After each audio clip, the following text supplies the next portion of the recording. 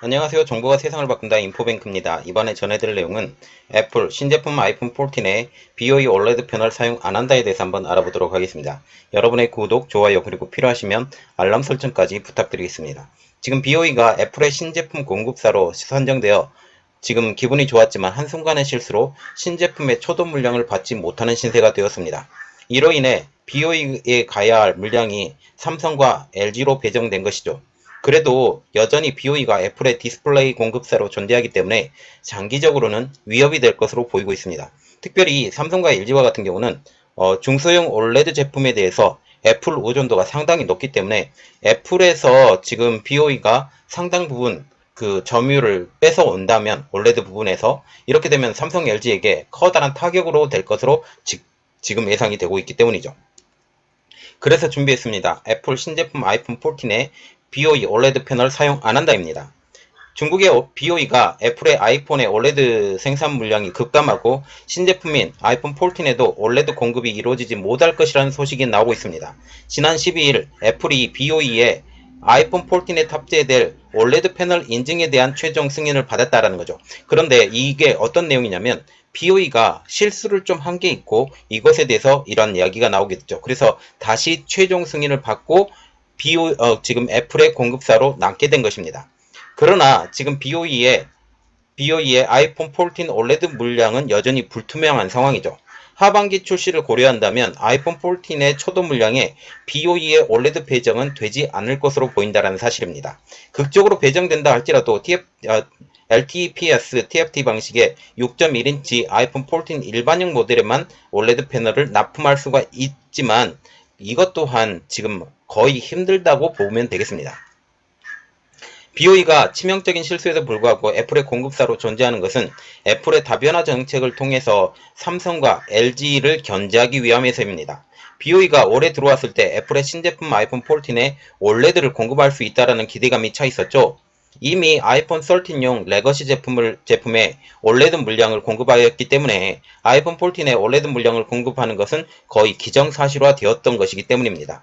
그러나 BOE가 치명적인 실수를 한 가지 하게 되죠. 애플의 아이폰 13에 납품되는 OLED 패널의 낮은 수율을 잡기 위해서 애플의 승인 없이 TFT 설계를 임의로 변경했는데 이것이 애플에 발각된 것입니다. 이 때문에 애플은 BOE의 물량을 줄였고 아이폰 14의 OLED 물량 주문 역시 취소해버린 것이죠. BOE는 TFT 회론 배선 설계를 무단으로 변경한 사실을 적발되면서 애플과 패널 공급 계약이 파기될 위기에 놓이자 애플 본사로 담당자를 보내서 해당 사건을 무마시킵니다. 애플은 BOE가 괘씸하지만 삼성과 LG를 견제하기 위해서는 이러한 괘씸한 공급사도 필요하기 때문에 다시 패널 공급 계약을 유지하기로 한 것이죠. 업계 관계자는 애플은 신뢰가 깨진 기업과는 다시는 거래하지 않는 전통이 있었는데 그것을 깨고 BOE와 손을 잡았다라고 언급한 것이죠. 결국 BOE와 애플의 이러한 협작은 애플이 결국은 돈에 대해서 무너진 거예요. 신뢰가 무너진 것입니다. 이어서 BOE가 애플로부터 남기는 마진은 거의 없을 것이라고 하면서 BOE는 애플 공급사라는 타이틀을 얻었고 애플로서는 중국 시장 마케팅에 도움이 될 수 있기 때문에 한 번 더 지켜보는 것이라고 덧붙였습니다. 이전에 지금 애플과 중국과의 관계가 상당히 심했죠. 그래서 굉장히 물밑 작업을 했고 지금 애플이 중국의 기업들을 키워주기로 중국과 약속해 놓은 것도 있어요. 이것 때문에 이러한 것이 계속 이어지게 되는 것이죠. 그러나 BOE가 신제품인 아이폰 14 공급에 대해서는 불투명하지만 공급망에 여전히 존재하면서 한국의 LG와 삼성의 위협적인 존재로 존재함은 여전합니다. BOE 뒤에는 왜냐하면 중국 정부가 도사리고 있기 때문이죠. 실제로 디스플레이 업계는 최근 BOE의 사례처럼 막대한 정부 보조금과 세제 혜택에 등을 업은 중국 기업이 LCD에 이어서 OLED의 패널 시장에서도 곧 한국 기업을 위협할 것이라고 우려하고 있습니다. 수년 뒤에는 중소형 OLED 시장에서 삼성 디스플레이와 LD스플레이의 독점적인 지위는 더 이상 장담할 수 없을 것이라는 목소리가 커지고 있기 때문이죠. 외신도 BOE의 약진에 따른 한국 디스플레이 기업의 경쟁력 하락을 분석을 했습니다. 일본의 경제 매체인 니케이 아시아에 따르면 BOE 등 중국 상위 디스플레이 업체들이 중소형 및 대형 OLED 패널 분야에서 빠르게 입지를 확대하고 있다고 전하고 있죠. 그러나 지금 대형 OLED와 같은 경우는 아직까지 좀 어려운 상황. 그러나 지금 중소형과 같은 경우는 많이 따라잡았다라는 분석이 나오고 있지만 여전히 수율이 낮은 것은 어쩔 수 없습니다. 또한 관계자를 인용해서 삼성 디스플레이와 LG 디스플레이에서 100명 넘는 엔지니어 인력이 BOE로 이동해서 중소형 OLED 양산을 도운 것으로 파악된다고 보도를 하고 있죠. 지금 중국의 디스플레이 업체는 지금 BOE와 같은 경우는 하이디스의 인수를 통해서 지금 SK 하이닉스죠. 하이닉스의 분사를 통해서 하이디스가 그때 LCD 제품을 만들고 있었고 상당히 이러한 수익 구조가 떨어져 가고 있는 그 노후화됐기 때문에 기술은 여전히 가지고 있었지만 이때 누구도 인수하지 않았던 기업을 지금 BOE가 인수를 하면서 그 기술을 모두 다 따먹었습니다. 그리고 지금 현재는 올레드 기업, 올레드 부분과 같은 경우는 한국 기술자들이 이렇게 넘어가서 지금 BOE의 올레드 기술을 비약적으로 성장시키게 된 것이죠. 삼성 디스플레이와 LG 디스플레이는 최대 고객사인 애플의 중소형 OLED 패널을 공급하면서 실적의 큰 부분을 의존하고 있다는 것도 굉장히 약점입니다. 지금 중소형 OLED에 대해서 최고 강자는 삼성이죠. 그리고 그 뒤를 쫓고 있는 게 LG와 BOE입니다. 그런데 지금 삼성과 LG의 그 수익의 거의 대부분이 애플에서 많이 나온다라는 그런 분석이 나오고 있어요.